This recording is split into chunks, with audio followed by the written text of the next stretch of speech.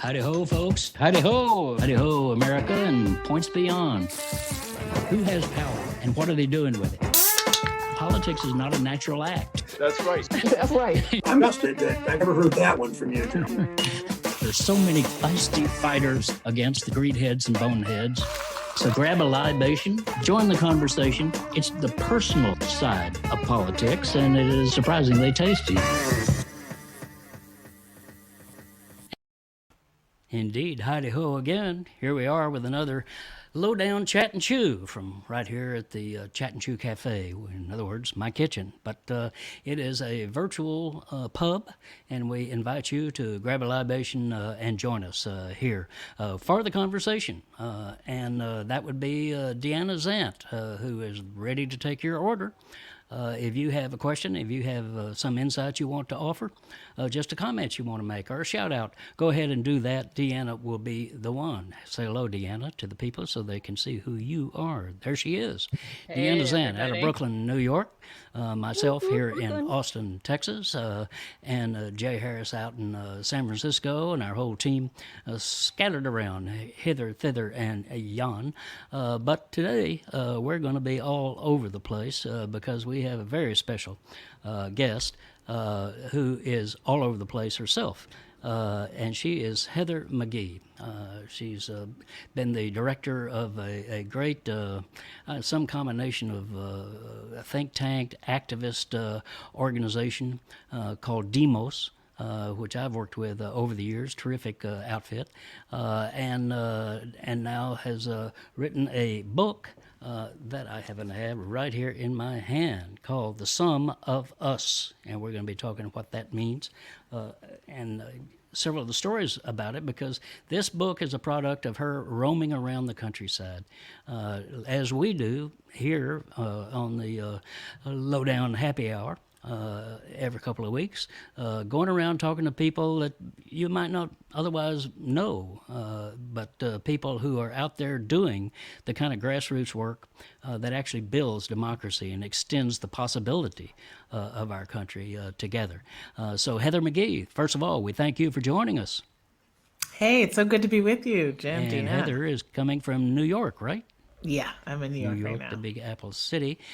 She's there. She and her son are in that city, and she has been a tremendous writer, speaker, activist, thinker, organizer, all the things that we have to do. Sort of a utility infielder, really, that we have to do. Now the baseball season has started. I can go to those metaphors now.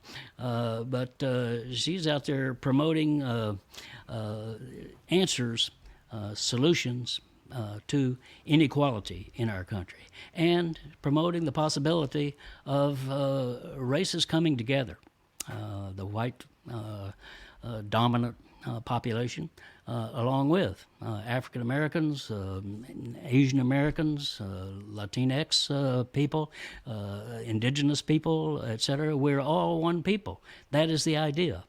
In fact, Heather, Joe Biden stole my father's line. My father, Hightower was his name, and he didn't know he had a political philosophy, but he did, and he's a child of the Depression, and he expressed it to me years ago. He said, Jim, everybody does better when everybody does better. And here's Joe Biden saying, and here's the truth: we all do better when we all do well. Well, close enough. I expect royalties to come in from that, but maybe I better not hold my breath for it.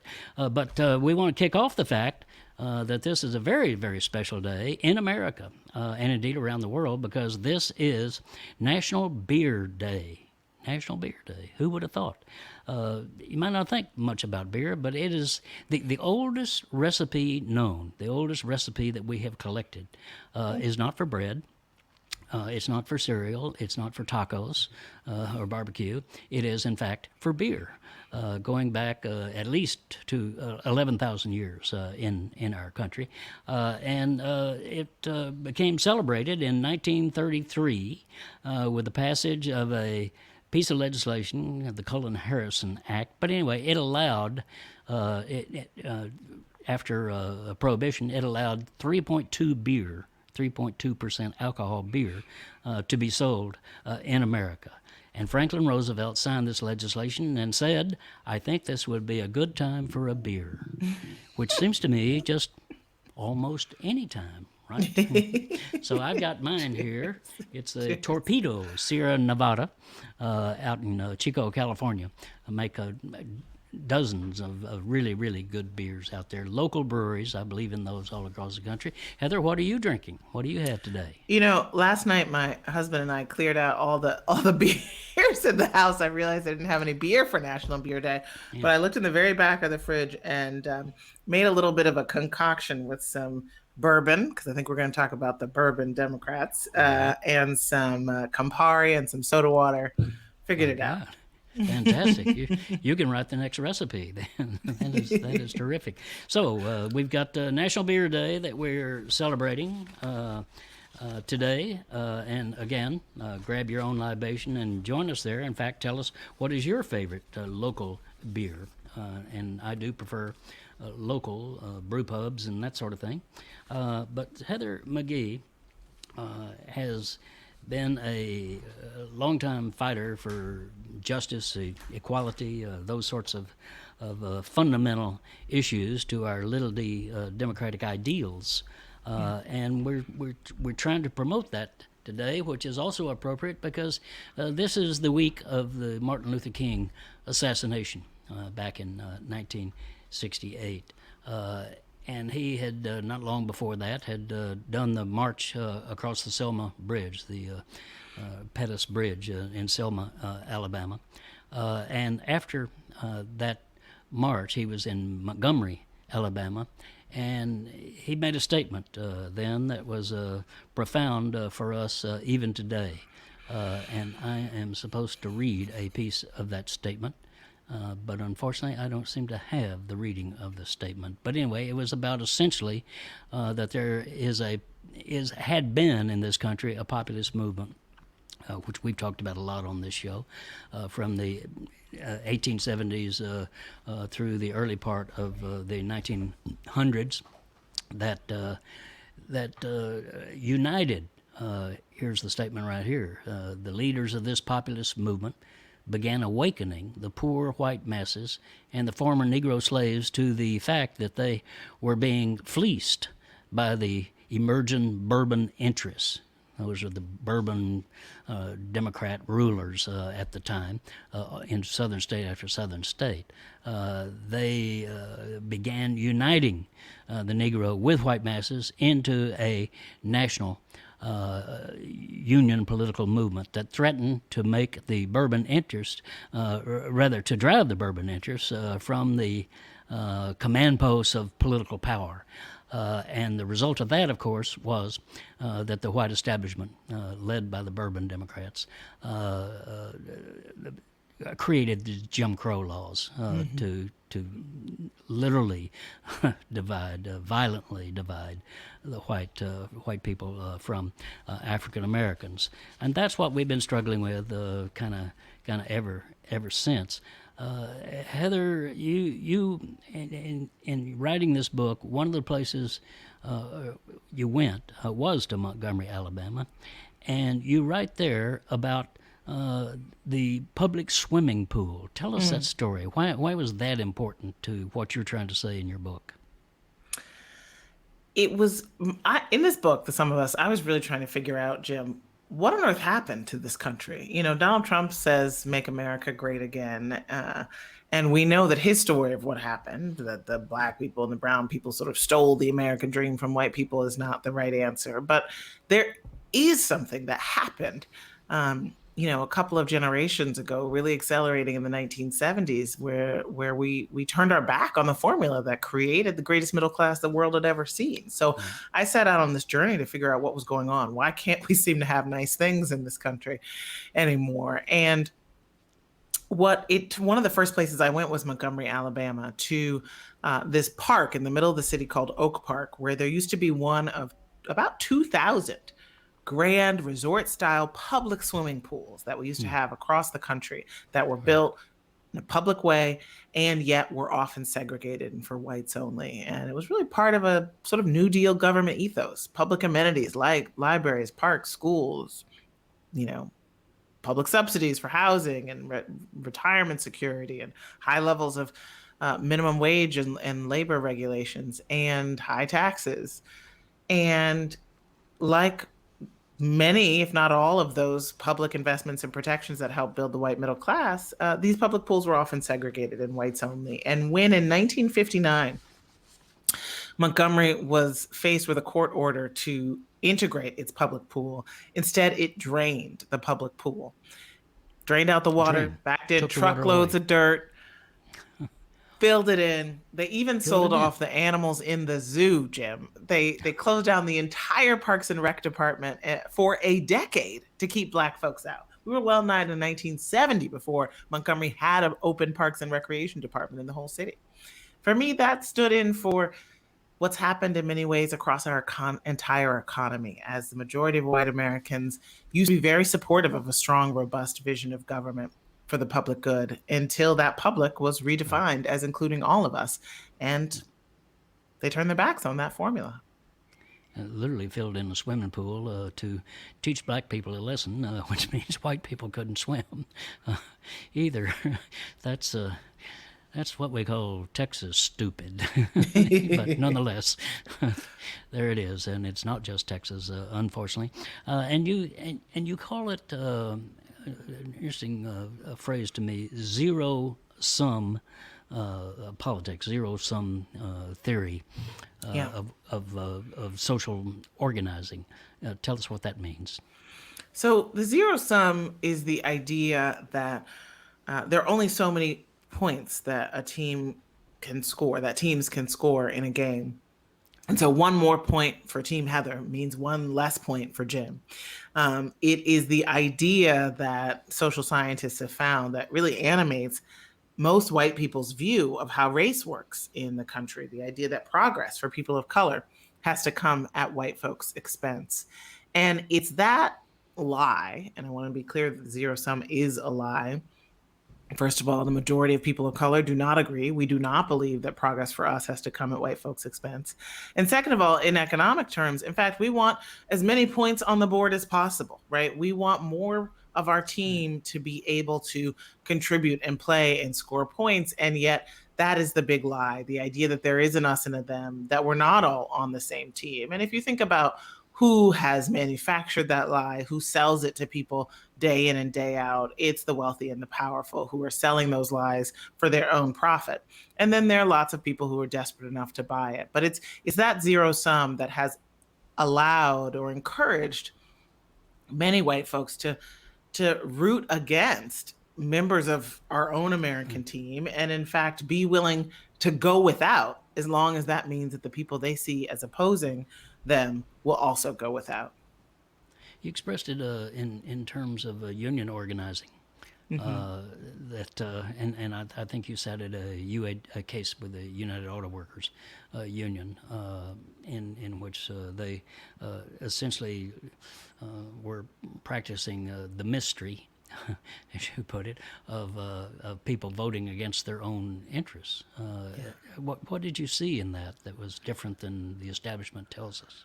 So I traveled down to Canton, a town outside of Jackson, Mississippi, a few weeks after the majority of workers who were allowed to vote at the plant voted against organizing with the United Auto Workers after a 10-year campaign. And for me, so I grew up, Jim, in the Midwest, where a UAW job is the job you want, right? You want a job building cars, or working at a supplier, and being in a union. That gave you great healthcare, gave benefits, great, political power. So it was sort of like a man bites dog story to me. How on earth are we going to be able to justify deciding not to vote to join a union? And when I went down there and sat with workers at the Worker Center there, talked to white and black workers around the community, talked to people who were for and against the union, race kept coming up, Jim. It was this idea, right, that as one worker, Joey, a white worker, told me, white workers down here, we get our mentality. If the blacks are for it, I'm against it. Right. This other worker, Chip, said, it's like this crab in a barrel way of seeing the world. You got to claw your way to the top and push other people down. And it was really clear that many white workers saw the idea of a union as sort of a dog whistle in the South for lazy, undeserving Black people. And they didn't want any part of it, even though that meant they were willing to forego the benefits that being in a union would have given them. You mentioned that's the job you want, a union job, a UAW job, for sure. And it's not only because of the pay and the benefits, but it was also a social movement. The original labor movement did unite people because it brought them together culturally as well as socially. Walter Reuther, the late great president of UAW back in the 50s, earlier than that, 40s, 50s, created the Black Lake Resort for his union members. He said they deserve to have a vacation too, in a place they could take their families and have cabins and swimming and whatever all else. I was in Chicago once. You say you grew up on the south side of Chicago. I was there at an old amalgamated clothing worker union hall, and I was just roaming around kind of on my own as to meet somebody. And on the first floor where I entered, there was a library, and they taught English to immigrant workers coming in of their membership. They had a kind of bank teller window situation at the back of that room, and that was because this was before unemployment compensation, so you could draw an incremental pay to put a little food on the table from the union, and then downstairs in the basement they had a bowling alley, and then up on the fourth floor they had a big hall with a beautiful mural painted all around it, and they had 3 dances a week in that ballroom. So it was a place where people gathered as a community, not just to talk about wages and this and that, as essential as that is, but to bring people together fundamentally.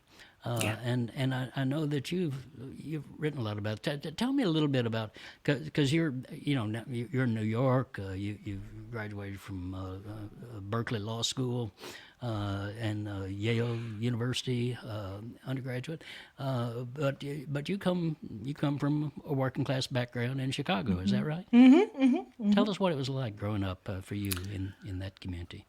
Well, Jim, it's so funny that you raise that. It's a beautiful story you paint about the amalgamated union hall. And, here in New York, there's so much of that. So many of the institutions, banks, whole housing developments that grew up from, sort of the Sidney Hillman big labor school of creating these durable institutions that provided the avenue for exactly that. They were cultural institutions. It was so, so, so great. I have a very vivid memory. One of my first memories of really knowing kind of what a union meant was my father's best friend growing up, whom I called Uncle Jimmy, though he was no blood relation.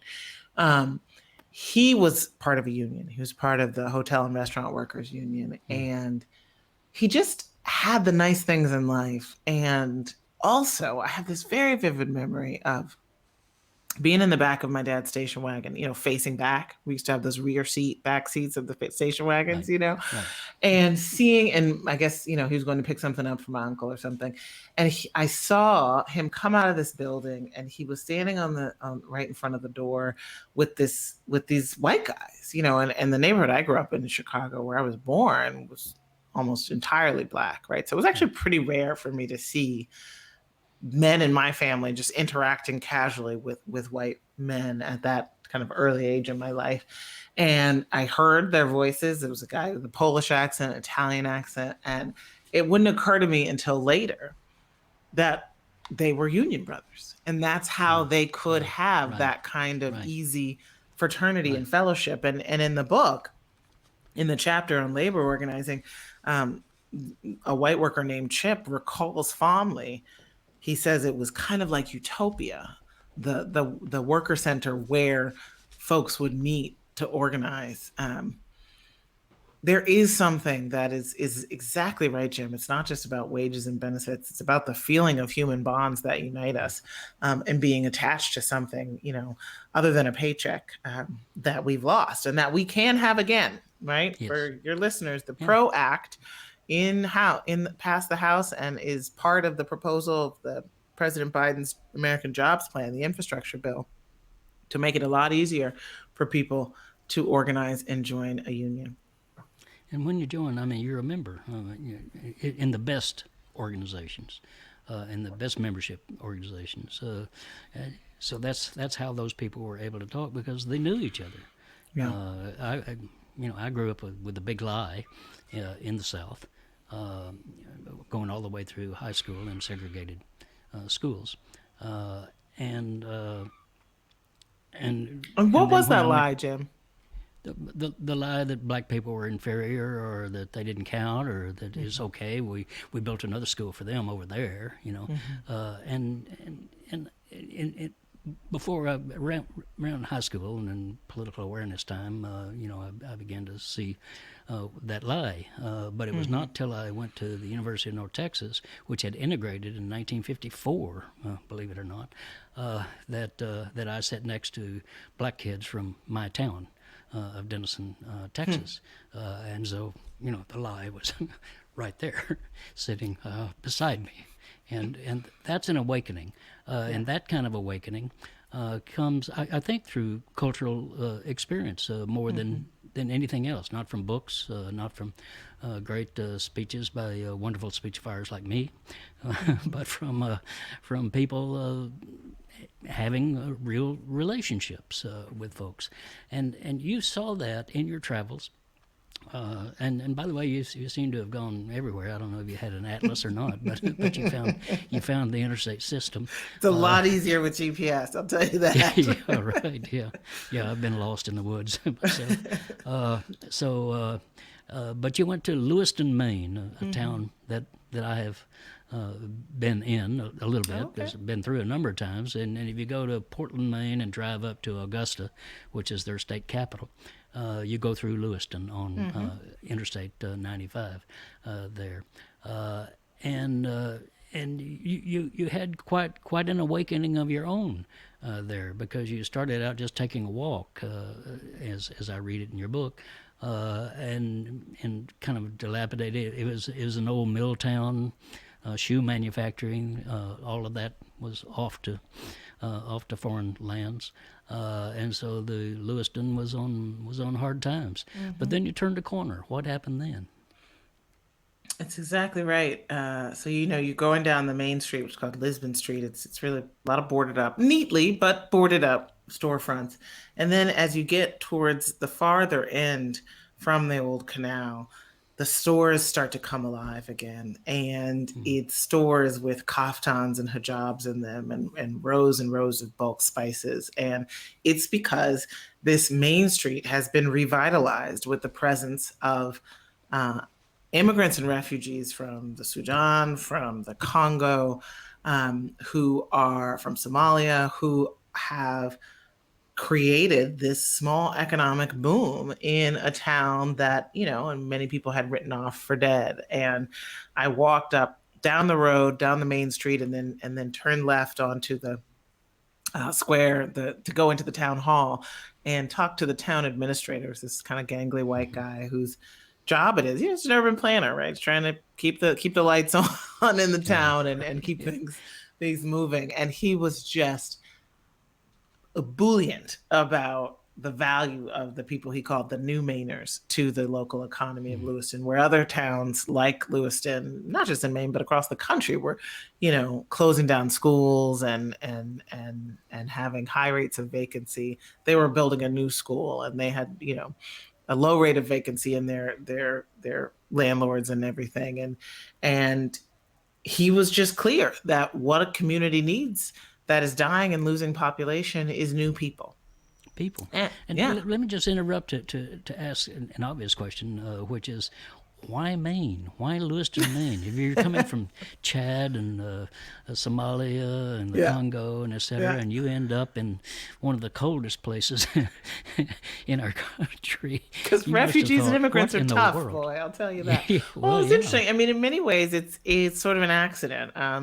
Atlanta was a big resettlement population center, and then a few people came to Portland and discovered that they liked it better there. It was just a little slower pace of life, you know. And then Lewiston became this place where the rents were cheap, right? Because there ain't nobody Right. there that much anymore, right? So you have all these vacancies. The rents were cheap. People were able to start a storefront. There was opportunity to be had for people who had next to nothing. But of course, the story is not all roses, Jim. Right? Right. This is America, so of course you're going to have your politicians who want to cut government and cut taxes, and who do they blame?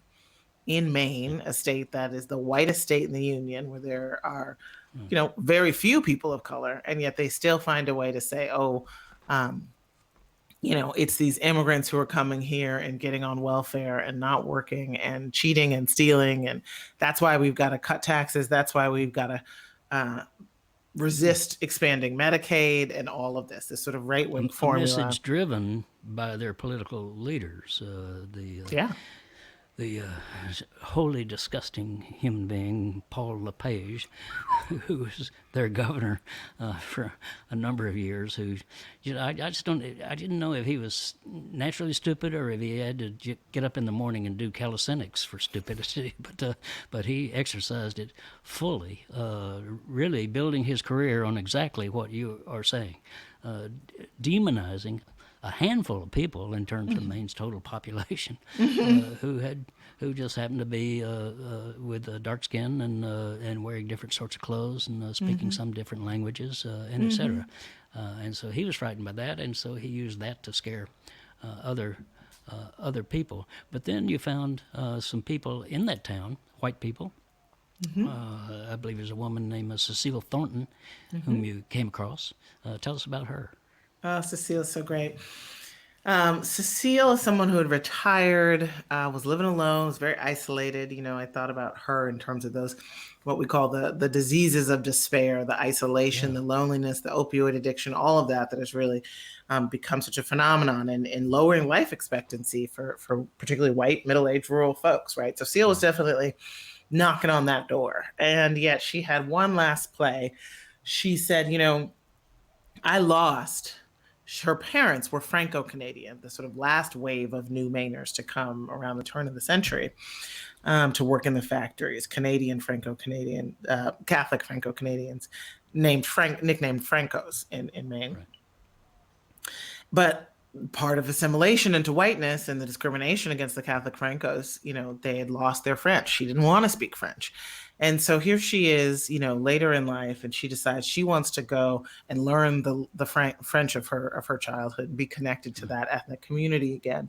She goes down to the Franco Center, and she's very disappointed the first day she gets there because she sees a whole bunch of elderly white Mainers speaking in English. They had these little jars on the tables where if you spoke in English, you had to put $1 in the jar, but there was $1 or a quarter or something, and then there was $1 maximum. And so basically people just stuff it in the jar and then keep talking in English because they had all lost their French too. And someone said, go over to the one at Hillside, which is a public housing project. And there she went to the French club where there were all these Francophone African people. Oh. And she, as many Americans don't have a huge sense of the world, right? Didn't even realize kind of there was such a thing, right? And yet she becomes completely enamored with this community. She unites the two French clubs. The Black Francophone Africans start teaching the white elderly Mainers the language of their childhood that they have forgotten. And it becomes this real hub for exactly what you described, right? People coming together across lines of race. And I began to call this phenomenon the solidarity dividend, what we gain when we come together and link arms across race and we refuse to be divided. Solidarity dividend. There you go. I like that. Yeah.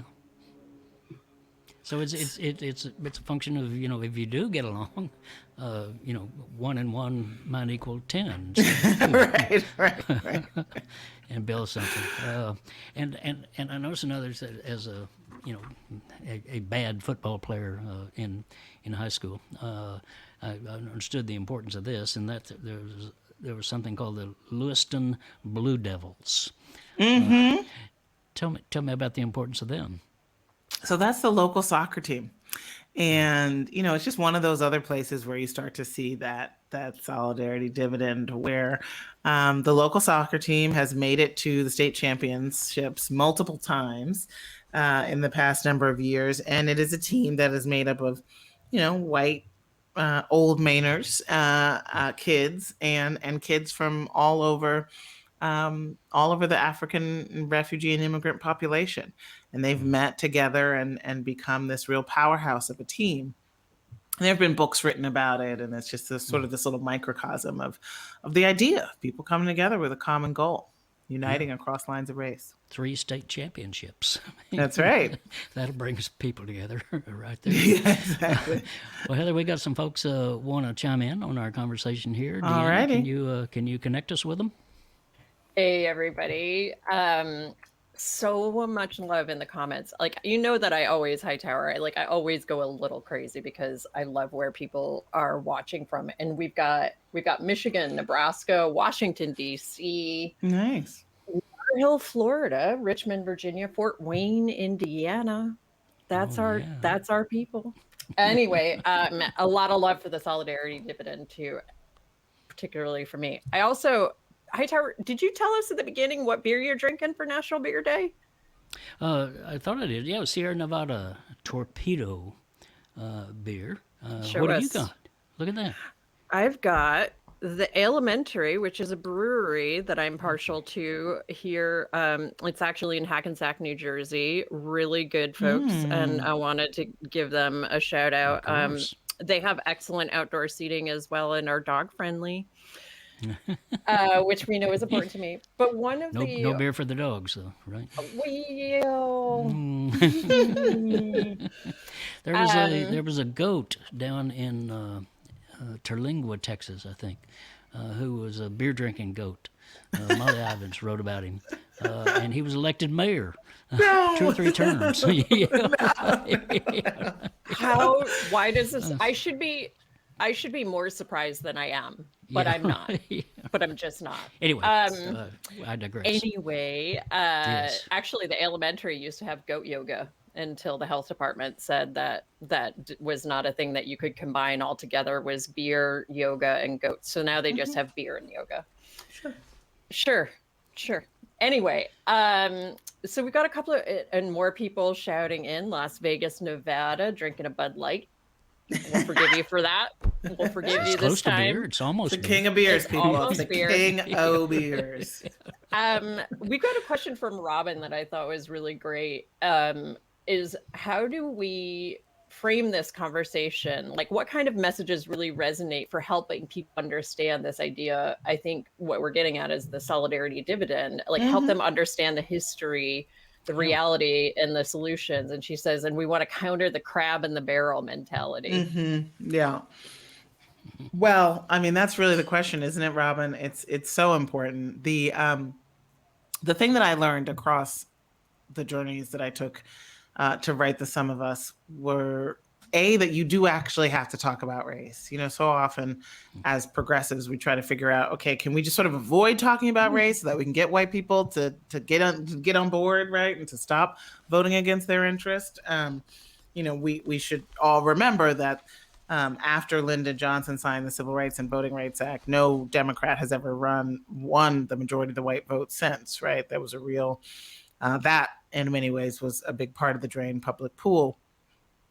But that's the question. Do we avoid talking about race so as not to scare them? And I've learned that that's not possible because everything's about race. When we talk about expanding Medicaid, we're talking about race. When we talk about affordable housing, we're talking about race. When we talk about labor unions, we're talking about race. And so we can either do it, stumble into it and let the right-wing story about race fill in the blanks, or we can just be explicit about it. But what I wanted to offer with this book is a little bit of an addendum to the way that many, particularly white progressives, often talk about race, which is to basically just talk about essentially the benefits of racism to white people. Like, we do a really powerful job of marketing racism to white people by saying, these are all the advantages that it gives you to be white in society. Yeah. And we don't talk about the costs. We don't talk about the powerful ways in which living segregated lives diminishes you, the powerful ways in which in our politics, racism in our politics and our policymaking has been the single biggest driver of the inequality era. I mean, think about it. We have this minimum wage that is exactly $7.25 higher than zero, right? Than what it was at the beginning of this nation's founding. We have let this kind of hierarchy of human value infect and pervade our entire economy, particularly since the era of the civil rights movement, with the cheering and support of most of white Americans who would rather side with the plutocrats on race than side with people of color on class. And so where has that gotten us? A place where 1% of the country owns more wealth than the entire middle class. And nearly half of adult workers make $10 an hour and are low paid workers, right? This is the drained pool economy for everyone, where we can't keep the lights on in Texas. We can't keep lead out of our water. And so thankfully, we are in a different moment right now, really brought to us, Jim, by that solidarity dividend, brought to us by cross-racial organizing in November, and then again, unbelievably, in January, to bring Democrats into power, to allow them to refill the pool of public goods, $2 trillion to help jumpstart this economy and give people the relief that they need, and then the proposed American Jobs Plan, which will do what we should have been doing all along, which is investing in our people. Exactly. Yeah, and I'm glad you brought up the infrastructure bill. I'm actually doing some writing on that right now. But seeing Mitch McConnell, the grumpy old man of the right wing in the Senate, just in a tizzy fit, not only because the trying to repair our infrastructure and extend our infrastructure and modernize it is going to cost a couple of $1 trillion. It's really going to cost more than that, but nonetheless, at least that's what Biden is putting forward. But very upset that he would dare to ask corporate America to help pay for that by having a tax increase on their profits. And he just says it's just shameful that Biden would single out corporate America to take on this burden. This is the same guy, Mitch McConnell, who singled out corporate America to receive $1 trillion in tax cuts in 2017. That put billions of dollars in their coffers, and in the Republicans' coffers, you mean? Exactly. Yes, in Republican coffers, for which they did nothing. They being the corporation, did nothing to earn that. And in fact, of course, and that lowered the tax rate for corporations from 35% down to 21%. Biden suggests let's take it back up, nudge it back up to 28%. They're still way ahead of the average American who pays 31% of their income in taxes. And of course, the corporations don't pay that level of taxes. That's the stated tax bill, because they have wormed exemptions into the law for themselves. And in fact, Bernie Sanders said that if you bought a pair of Nike shoes for $120, you paid more to Nike than Nike has paid in federal income taxes in the last 3 years, during which it took in $4 billion in profits.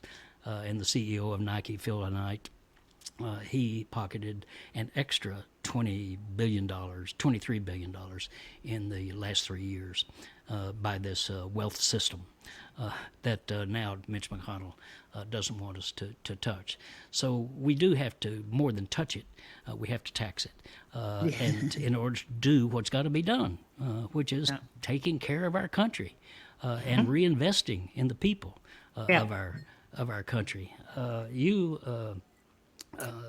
One thing you wrote about, and is I think pertinent to this, is some white friends you've had who say that they are socially liberal, but they are fiscally conservative. No. Try to rationalize that for us. Now, don't malign my friends. This was me saying, this was me actually recalling the first time I ever heard that, which was in a white classroom. And I don't think many of my friends are socially liberal or fiscally conservative. But, I think this is one of the big things that we have to tackle. This idea, this sort of kind of benign anti-government ethos among so many white Americans that basically says that, it's market forces that created my upper income or, upper middle class economic security. Right. And the government is only for undeserving, lazy people. Whereas in The Sum of Us, I try to really make the case that the white middle class exists because of massive, deliberate, generous government investments in housing, in education, in higher ed, in creating intergenerational wealth on which most white Americans sit today. Even if they don't, even if they're making $30,000, $40,000 a year, on average, a white high school dropout has more wealth than a Black college graduate, right? I mean, this is about history showing up in your wallet. And so making visible that invisible advantage is really important. But I also wanted to say, with this fiscal conservative, socially liberal thing, is that how can you really be socially liberal and fiscal conservative and fiscally conservative when we have a scourge of poverty and homelessness and hunger in this country? 1 out of 7 children in poverty, 40 million American families being food insecure, and that's a vast undercount. And yet, we could eliminate poverty in this country entirely for just a few more cents on the dollar than we spent in foregone tax revenue in those 2017 Trump Republican tax cuts. This is really the way in which we have to be reminded that poverty is a choice and that it makes no sense to be fiscally conservative and say that you have, values on the social side about liberty and freedom and equality. Poverty is a social choice, a public choice, a political choice, really, that we've made. Not a policy personal choice, but it's certainly a political choice that we've made. And that's the difference between my kind of grassroots, little d democratic populism and liberalism. Liberalism says people are falling between the cracks. We got to give them some money, and populism says we got to fill in the cracks. People should not be falling between the cracks. There should not be cracks in this place. Let's fix it.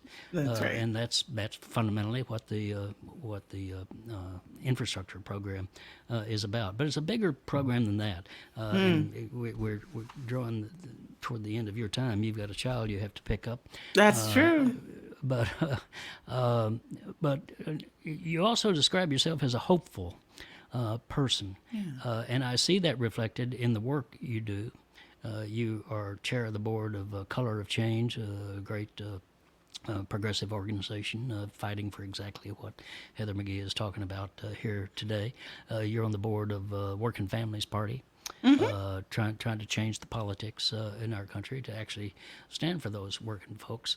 And don't we have more of that? We have a lot of folks. We visited with people from the Highlander Center, the Georgia Vote Project, People's Action, et cetera. These great grassroots groups that are all across the country. They're not the big name charitable Yeah. organizations. Yeah. But they are the gutsy ones that I see, the scrappy ones Yeah. who are out there fighting, doing, as we say here in Texas, politics with hair on it. I mean, we're just out there dealing with the reality and the scruffiness of the whole thing, because that's where the fight really has to be. And you can't be a nice little social liberal That's right. and think that if you don't deal with economics, you're going to actually achieve anything. That's right. That's exactly right. Well, You're it here. has been a joy to be with you, and we won't. We've got your connections up, but if you could just say to our viewers and listeners how folks can stay in touch with you and follow the work you're doing. Yeah. And once again, let me say that the book is The Sum of Us: What Racism Costs Everyone and How We Can Prosper Together, by Heather McGhee. Hey, How do thank we you, connect? Jim. Thanks for reading. I am at H McGhee. There's an H in my McGhee name on Twitter, and Heather C. McGhee on Facebook and Instagram. And you can just go to thesumofusbook.com, SUM. And please, if you buy The Sum of Us, buy it at your local bookstore on bookshop.org, Bingo. which kicks back money to your local bookstores. Thank you so much for reading. Thanks for being curious. Thank you, Jem, for your voice over all these years. Great to be with you, Heather. And Thanks cheers. so I much. finished my drink. All right. Cheers. Well, I haven't mine, but I will. Thank you, Heather McGhee. All righty. And thanks to all of you tuning in through Facebook Live, which, Deanna, I think you'll agree, is better than Facebook Dead. Though some would like to see Facebook Dead, but that's another story. But also those of you who are connecting through Free Speech TV, streaming all across the country on all sorts of devices, but televised. So we're grateful to have you tuning in with us. So join us every 2 weeks here at the Lowdown Happy Hour right here at the Chat and Chew. Thanks a bunch. Be with you next time. Thank you.